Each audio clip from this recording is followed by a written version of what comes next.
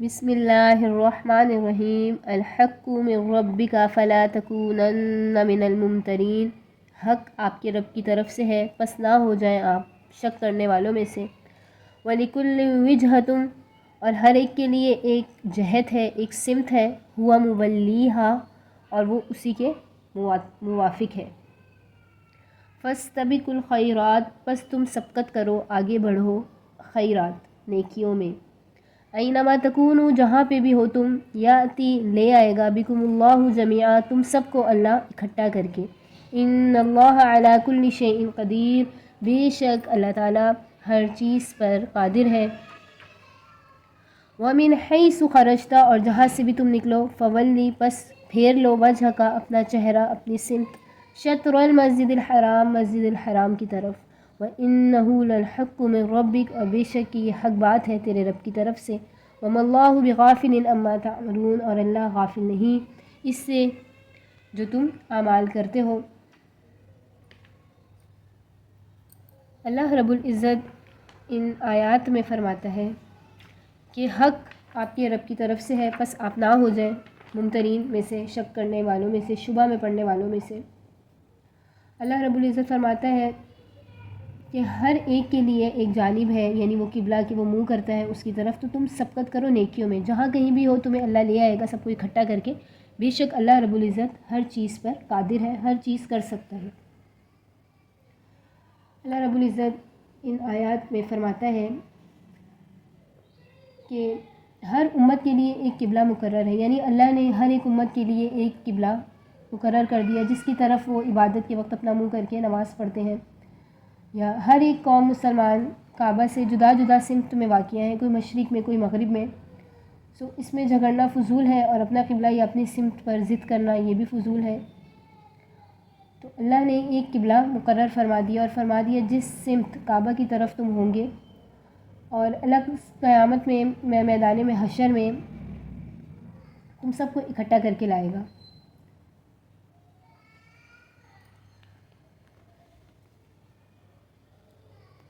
آگے فرمایا وَمِنْ حَيْثُ خَرَجْتَ، جہاں سے بھی تم نکلو، فولی، تو پھیر لو، وجہ کا، اپنا چہرہ، اپنی سمت، شطر المسجد الحرام، مسجد الحرام کی طرف۔ وَحَيْثُ مَا كُنْتُمْ، اور جہاں کہیں بھی تم ہو، فَوَلُّوا وُجُوهَكُمْ شَطْرَهُ، تو پھیر لو اپنے چہروں کو، یعنی اپنا رخ کر لو شطرہ، اسی کی طرف۔ لِأَلَّا يَكُونَ لِلنَّاسِ عَلَيْكُمْ حُجَّةٌ، تاکہ نہ رہے لوگوں کو تمہارے پر کوئی حجت، لوگوں کو تم پر کوئی حجت باقی نہ رہے۔ إِلَّا الَّذِينَ ظَلَمُوا مِنْهُمْ، مگر وہ لوگ جو ظالم ہیں تم میں سے، ان لوگوں میں سے، یعنی جو ظالم ہیں وہ تو پھر بھی کچھ نہ کچھ کہیں گے۔ فَلَا تَخْشَوْهُمْ وَاخْشَوْنِي، تو تم نہ ان سے ڈرو اور مجھ سے ڈرو۔ وَلِأُتِمَّ نِعْمَتِي عَلَيْكُمْ، اور میں پورا کروں گا اپنی نعمت کو تم پر۔ وَلَعَلَّكُمْ تَهْتَدُونَ، اور تاکہ تم ہدایت پاؤ۔ کما، جیسا کہ ارسلنا فیکم رسولا، ہم نے بھیجے تم پہ رسول، تمہیں میں سے، یتلو علیکم آیاتنا، وہ تلاوت کر کے سناتے ہیں، پڑھ کر سناتے ہیں ہماری آیتیں۔ ویزکیکم، اور وہ پاک کرتے ہیں تم کو۔ ویعلمکم الکتاب، اور وہ تعلیم دیتے ہیں تم کو کتاب کی، والحکمت، اور حکمت کی۔ ویعلمکم ما لم تکونوا تعلمون، اور وہ تم کو سکھاتے ہیں وہ جو تم نہیں جانتے تھے۔ فاذکرونی، تو ذکر کرو میرا، اذکرکم، میں یاد کروں گا تمہیں۔ واشکروا لی، اور میرا شکر کرو، ولا تکفرون، اور کفر نہ کرو۔ یا ایھا الذین آمنوا استعینوا، اے ایمان والو مدد طلب کرو، بالصبر والصلاۃ، صبر کے ساتھ، نماز کے ساتھ۔ ان اللہ مع الصابرین، بے شک اللہ رب العزت صبر کرنے والوں کے ساتھ ہے۔ اللہ رب العزت ان آیت میں فرماتا ہے کہ تحویل قبلہ سے، قبلے کے بدلنے سے یہود اور مشرکین کی حجت ختم ہو گئی، یعنی کعبے کو منہ کرنے کا حکم اس واسطے ہوا کہ توریت میں مذکور ہے حضرت ابراہیم علیہ السلام کا قبلہ خانہ کعبہ ہے، اور آخری نبی کو بھی اسی کی طرف منہ کرنے کا حکم ہو جائے گا۔ اور مشرکین مکہ یہ کہتے ہیں کہ ابراہیم علیہ السلام کا قبلہ تو کعبہ تھا، اور نبی جو ہے ملت ابراہیمی کا دعویٰ کر کے پھر بھی قبلے کے خلاف بیت المقدس کی طرف نماز پڑھتے ہیں، تو یہ الزام لگاتے ہیں، اور یہ اس طرح کرتے رہیں گے۔ استقبال کعبہ کا حکم تکمیل نعمت ہے، یعنی یہ اتمام نعمت اور تکمیل ہدایت تم پر ایسی ہے جیسے تمہارے پر ابتدا میں نعمت اور ہدایت تھی، اور تم میں سے ایک رسول ایسا بھیجا جو اللہ کے احکامات تمہیں سمجھاتا ہے اور بری باتوں سے تمہیں روکتا ہے۔ اللہ رب العزت فرماتا ہے جب ہماری طرف سے تم پر نعمتیں آ چکی تو تمہیں لازم ہے کہ تم زبان سے ذکر کرو، دل سے ذکر کرو، فکر کرو، اور اللہ کی یاد میں مشغول رہو، اس کی اطاعت کرو، تو اللہ تمہیں اور اپنی رحمتیں اور عنایتیں عطا کرے گا، اور ناشکری سے بچتے رہو۔ پھر اللہ نے ذریعہ بھی بتا دیا کہ صبر اور صلاۃ کے ذریعے سے مدد مانگو، ذکر اور شکر اور نعمتوں کا جو بھی ہے ناشکری کرنا، اس ناشکری سے رک جاؤ، اور یہ سب ذکر کرنا اور اللہ کا شکر ادا کرنا یہ سب سے بڑی اطاعت ہے۔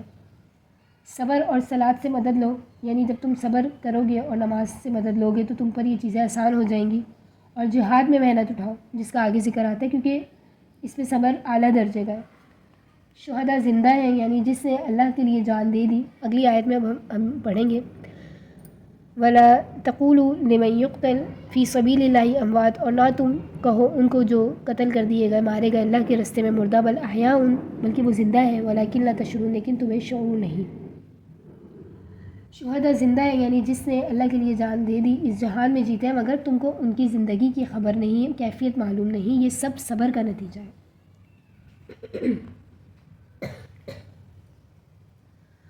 آگے اللہ رب العزت فرماتا ہے وَلَنَبْلُوَنَّكُمْ بِشَيْءٍ مِّنَ الْخَوْفِ، اور ہم آزمائیں گے تم کو ایک شے کے ساتھ، خوف سے، والجوع، اور بھوک سے، ونقص من الاموال، اور مالوں کی کمی سے، والانفس والثمرات، اور جانوں کی کمی اور پھل وغیرہ، رزق، وبشر الصابرین، اور بشارت ہے، خوشخبری ہے صبر کرنے والوں کے لیے۔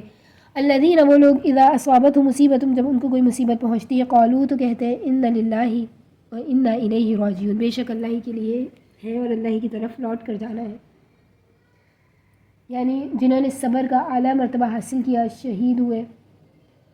اب اللہ فرماتا ہے کہ اگر تھوڑی تھوڑی بھی تکلیف تم پر آتی ہے، مصیبت آتی ہے، تو وہ امتحان لیا جائے گا تمہارا، اور تمہارے صبر کو دیکھا جائے گا۔ صابرین بننا آسان کام نہیں، اسی لیے اللہ نے متنبہ فرما دیا، اور یہ بھی فرما دیا کہ جو ان مصائب پر، ان مصیبتوں پر صبر کرے گا اور اللہ کی نعمتوں کا جو ہے کفر نہیں کرے گا، ناشکری نہیں کرے گا، شکر کرتا رہے گا، تو اے پیغمبر ہماری طرف سے ان کو بشارت سنا دو۔